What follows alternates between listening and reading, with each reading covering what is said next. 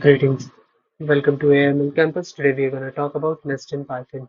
So to start off with, we are going to see what a list is. In previous episode, we have seen a list of characters is known as string, and now we are going to understand what a list is. List is a collection of items in Python. So if there are multiple elements, we can store them inside a list. They are mutable. That means that they can be changed. They are ordered, they are changeable, and they allow duplicate items, which means that if we put something inside a list, it will gonna be in a specific order. We can change those elements and they can allow same element to exist inside those lists. For example, if we want to store the probability of a coin toss, and as we know, the coin toss will only gonna have two probabilities, such as head and tails. That means after those two probability, we can still add head and tails which is exclusive to strings and list and dictionary. Sets don't allow that thing. Now after that we have creating list. To create a list we use stuff like square brackets. Over here we have used square brackets to create this list. Magic items is the name of the list, and thus it holds the list which is wand, spellbook, potion, and cloak. These four strings are held inside this list.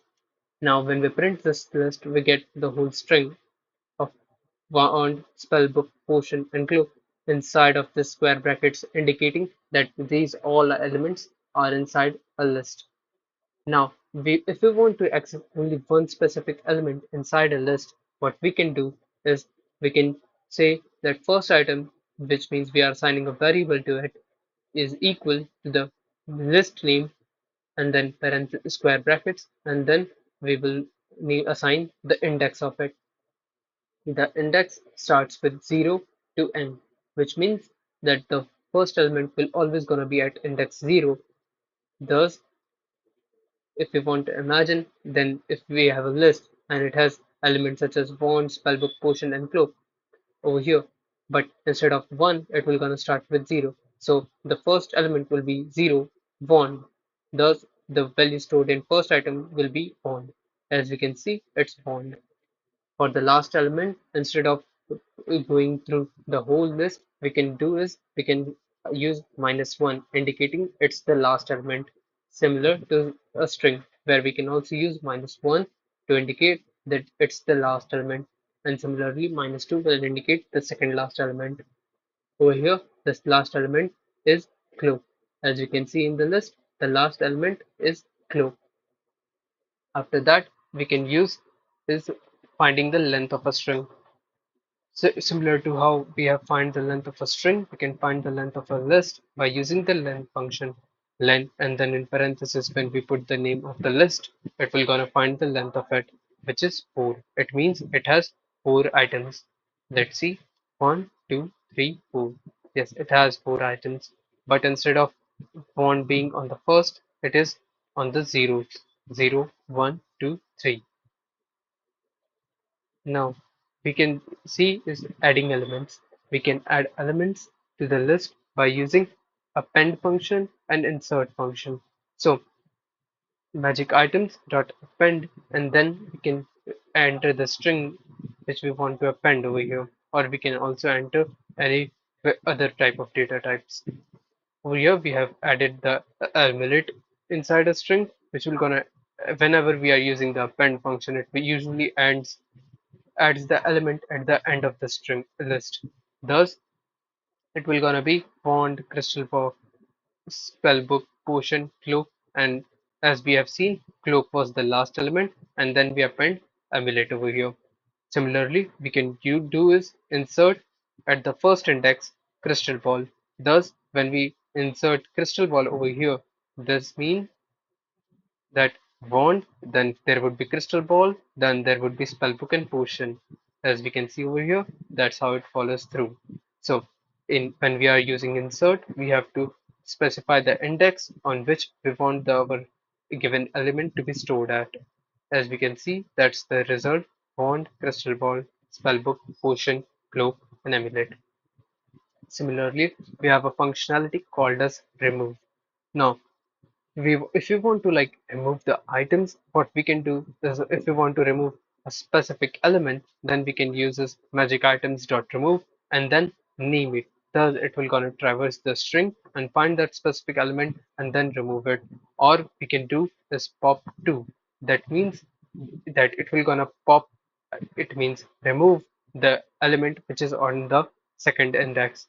On the second index we have 0, 1, 2. Spellbook. Spellbook will gonna be removed. And then we have also removed potion. Thus we were only gonna have crystal ball, cloak and emulate, because by using del magic items and then indicating the index of the item, we can delete that too. So it is similar to pop but with less code. Over here we have done that. We can also print the popped items over here. We can use the pop to remove that item and store it inside a different variable. Now we can also do is short strings. Short strings means we can put them in ascending or descending order. Over here we can sort the string which we have by using the sort function. Thus when we print it, it will have amulet, clock and crystal, which is A, C and C. And to understand which boolean should be on the priority, it is L and R, thus indicating that L is lower, thus it is ahead of it.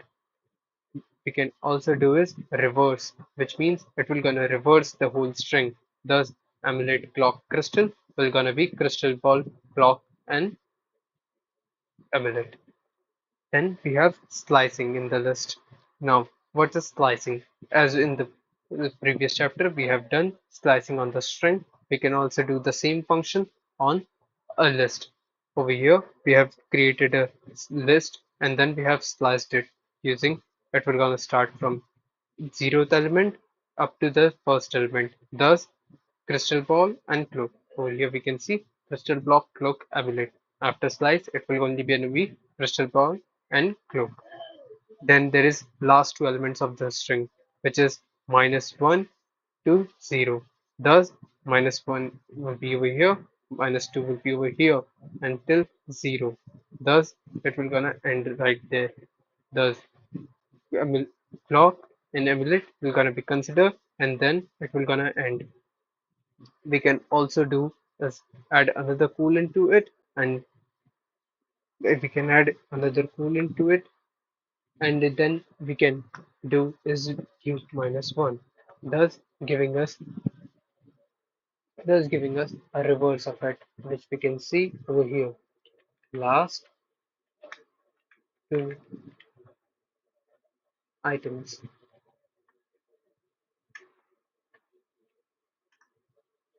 and we can see that it is clock and amulet. Now we have splitting and joining the list. Over here we can split a list by using the list function. So over here what we can do is we can take a string known as spell, which is abracadabra, and then make a list out of it by using the list function. Thus it will gonna convert the whole string into a list. When we print it, we get each and every character will gonna become an element of a string. Thus we have A, B, R, A. The abracadabra is put as a different element inside a string. Then we have joining a list. It means we can join the elements of a list and create a single string. Thus we have a empty string dot join and then the spell list. Thus everything will gonna be joined using this. We can,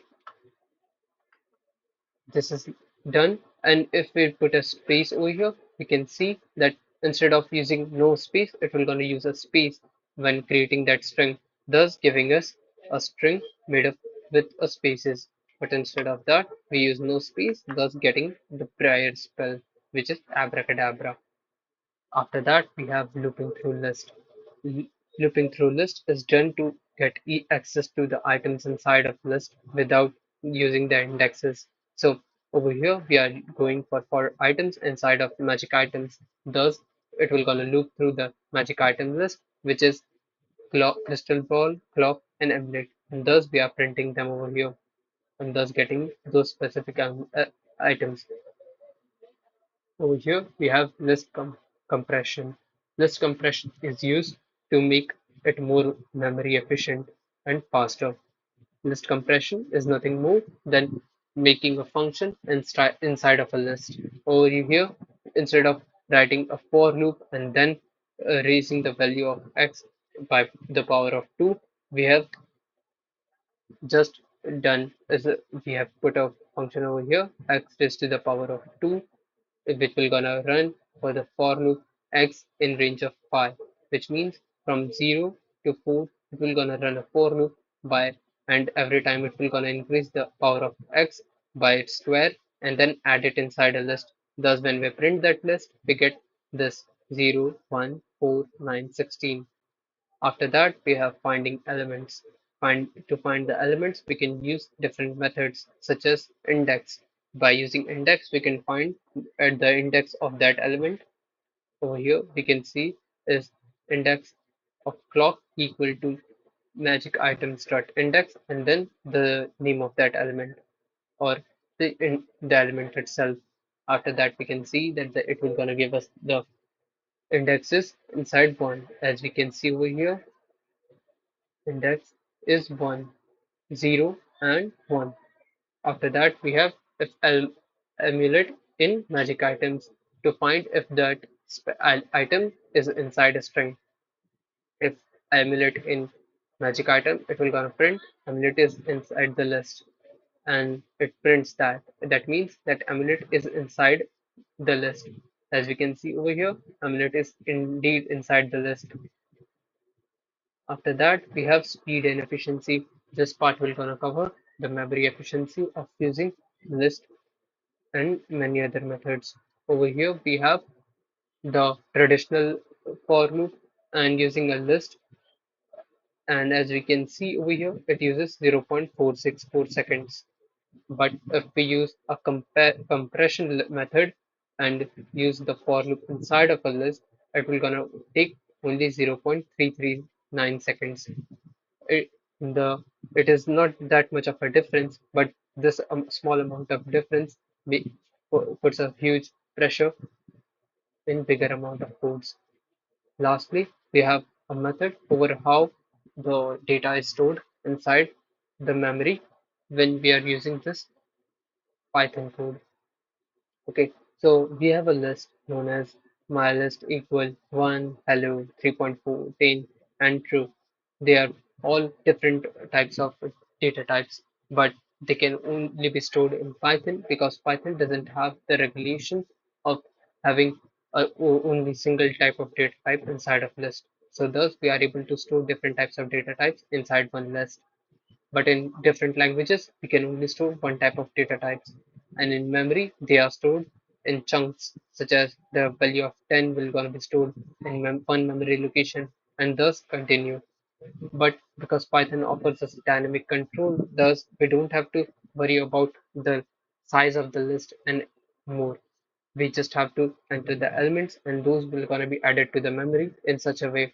First there would be the pointer and it will gonna point to the memory which is 10. Then there would be a pointer and it will gonna point to the memory of hello, and thus it will gonna have another pointer which will gonna point to the memory of 3.14, thus making Python have a better memory usage compared to other languages when using a dynamic string. In other languages, we have to hard code dynamic string, but in Python, we get that feature by default. That's it for today's video.